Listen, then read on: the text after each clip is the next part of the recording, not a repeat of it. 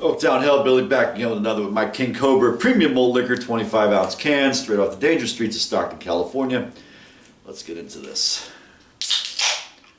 Outstanding. Malt liquor label out. Follow blueprint.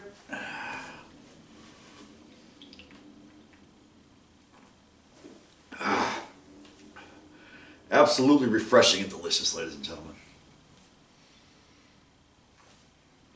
All right, let's get into this here. So we're talking about vinyl hauls. It's been an interesting couple of weeks, you know. I came up last week talking about vinyl and all this and that, drinking a 40 ounce of malt liquor. Hopefully you guys enjoyed that, whatever.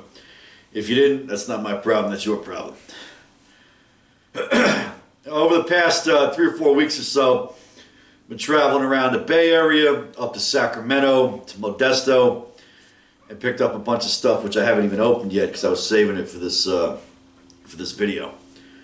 I didn't want to go too long last week. So first up, I was in Berkeley a couple weeks back, and I picked up this new WuTang Clan slip mat. I got the Black Flag slip mat on there right now. You know, when we have Woo Wednesday, we're gonna put this WuTang Clan slip mat on there.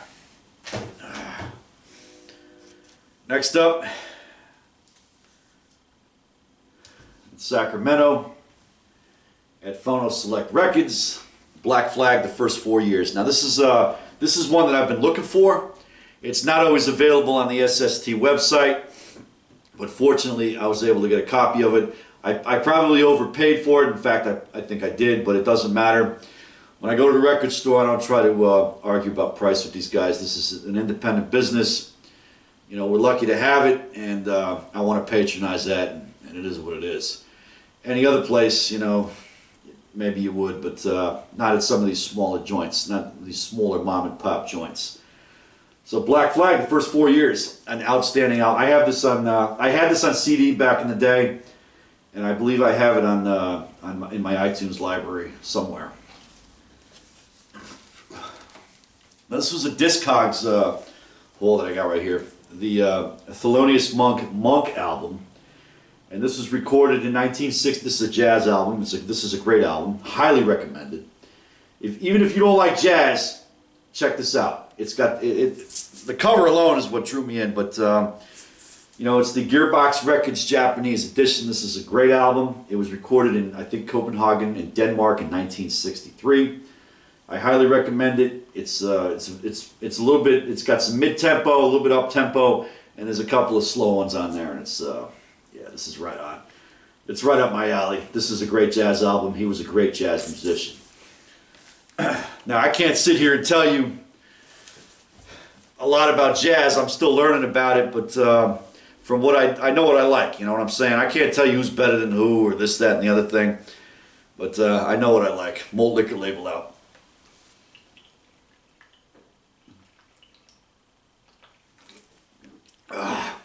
That is refreshing and delicious, ladies and gentlemen. Delicious! Shout out to Loot Bag Larry. There might be some cussing in this one, I don't know. Got the MF Doom Operation Doomsday. I believe it's a repress. It's not, obviously not an original. This came out in '99. I picked this up at Amoeba Records a while back, and I kept it sealed just specifically for this video. I haven't even listened to it yet, but the whole point of this, now when I buy them, I want to listen to them. You know, I don't want to just keep it on the shelf and, you know, for decoration. There's nothing wrong with that. If you want to do that, have a good time with it. Matter of fact, do it. The more vinyl that you buy, the better off it is for the hobby and for the rest of us. The more vinyl that's sold, the more that you buy, the higher the demand is, they're gonna press more of it. That's what we want. Malt liquor.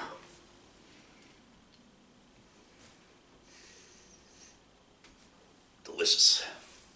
Now, I might have showcased this in an earlier video. I don't know. I think I did. The Jizz of the Genius Liquid Swords instrumentals. I've had this for a while, but I wanted to, you know, incorporate it in this malt liquor masterpiece, which I'll talk about the next one there. I didn't even know this existed. I've been looking for the Liquid Swords album, which I think was repressed in 2015 and in 2017. But it's you know, it's a color vinyl, and it's hard to get it. It's expensive. If you can find one, pick it up. But this is the instrumentals, and these are readily available. You know, and I think it's great. This record, when it came out in 1995, it had maybe a couple ones that were filler, but the rest of them were all the woo bangers, everything that you're looking for. Top-notch, quality MCing, real MCing. This is what you want. And this, I mean, this is a really, I mean, the album cover is pretty rad itself. The back has the G on it. It's got this this little sleeve inside, but it's all instrumentals. There's no rapping on it. It's worth a listen. It's a 2-disc, a double LP. Unfortunately, and one's black, the other one's white, like a chessboard, you know. Unfortunately, on my second disc, it's slightly warped. It still plays, but it's got a little bit of a bounce to it. That's what you get sometimes, unfortunately. I got this off at Discogs, and it was reasonably priced. I think I paid like 26 bucks for it, or I know it was 36 bucks, but it was worth it. I wanted it, I got it. Which brings me into my next point. First of all, we're going to enjoy some more malt liquor. We're going to set the tone. Malt liquor label out, follow the blueprint. Yeah, that. Outstanding. Down at 1234 Go Records in Oakland, California, on 40th Street. Got the old Dirty Bastards. Return to the 36 Chambers, a dirty version. This is a 1995 promo-only instrumental version of his debut. It's instrumental only, which I got. I got this one here, Liquid Swords, and Enter the 36 Chambers. As you were Return to the Live TV, folks, it does have a Return to the 36 Chambers. This is a repressing. It's not an original 1995 promo, but it, you know, they got the promo sleeve on it. There's no. It was a Record Store Day exclusive, I think, a couple years ago. I paid a little bit higher than I wanted to for it. It was $36, but that's how it goes. You want something, you're gonna pay for it. That's how it goes. I haven't listened to it yet, but I'm gonna bust it open and we're gonna do that. I like to listen to them, you know. I buy them and listen to them. Malt liquor label out.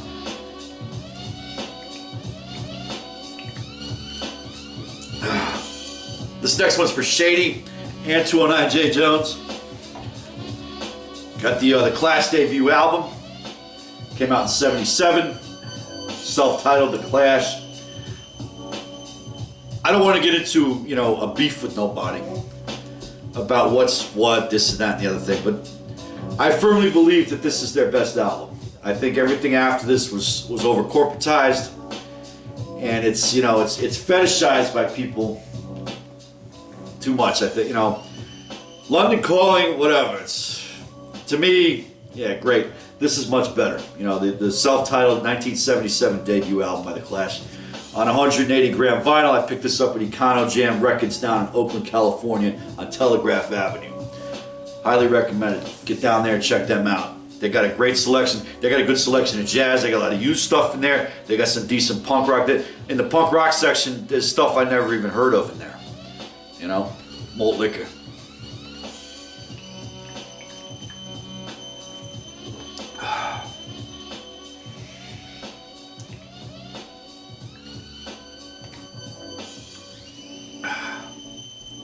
This 25-ounce can of King Cobra is in fact the star of the show. Not me, not any of these records.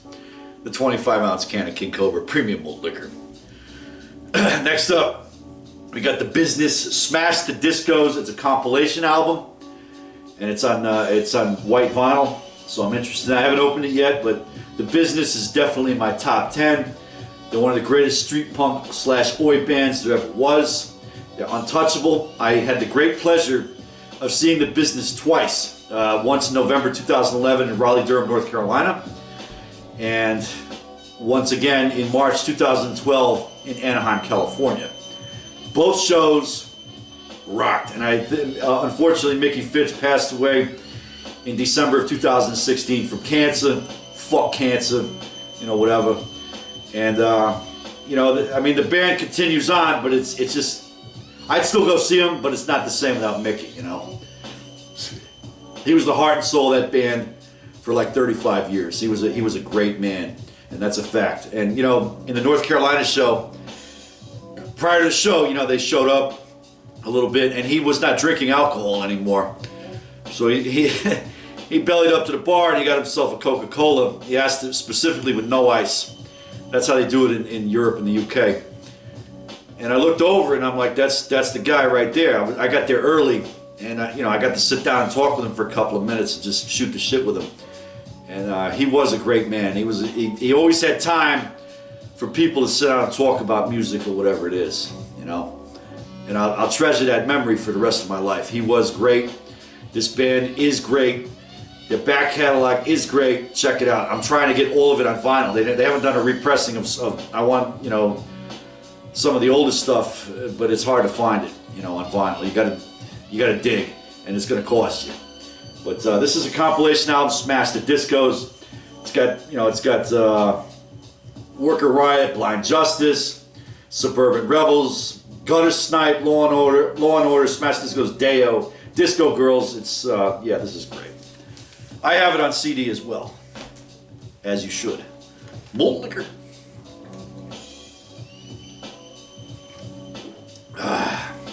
Delicious.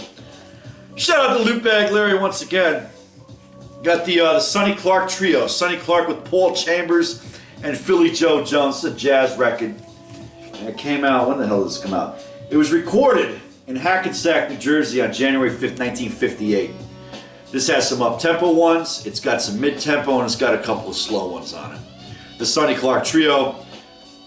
I highly recommend this for a jazz album. Even if you're not a jazz aficionado, give it a shot, check it out. It's one of my go-tos on Friday afternoons. We'll get to that in a moment.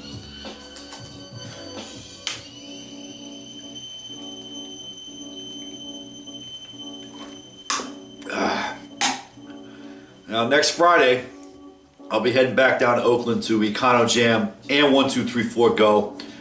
I don't know. I might go to Berkeley, but it's a pain in the ass to get in and out of there. You know how it is. Especially on Friday. I have the, I can't remember what, oh yeah, I got this in Amoeba Berkeley. This was a while ago, I haven't opened it yet, but I got the Sick of It All, the staples of New York hardcore. Not the Godfathers like AF or anything like that, but you know, some staples of the New York hardcore scene. Been around since '86. Last act of Defiance. This album came out in 2014. And I do wish that Sick of It All would press, the hell was the one that came out? Live TV, folks, it does happen. I'm tired, I've been up since 3 o'clock this morning. One that came out in '99. I'll think about it in a moment. Malt liquor, the elixir of the baseball gods.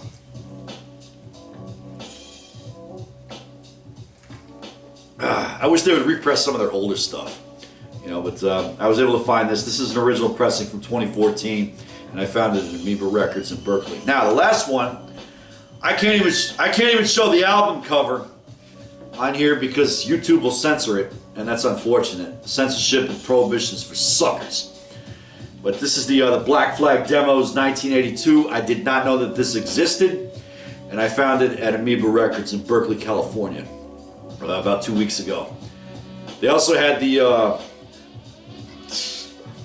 last show from it was Detroit, Michigan, June of '86, the live album, which is a bootleg copy. This is probably, you know, bootleg too. I don't know how it got done, how they got this. Somebody got a hold of it, they pressed it, and I don't know what's going on with it, but this is a great one, and I gotta sit down and listen to it in its entirety. And I am half in the bag, ladies and gentlemen. Malt liquor label out. Follow Blueprint. Shout out to 209 J Jones and Shady. I know how much you guys love punk rock. Malt liquor.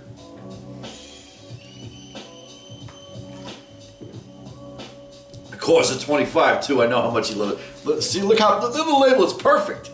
It's absolutely perfect, ladies and gentlemen. Oaktown Hellbilly, half in the bag. Malt liquor.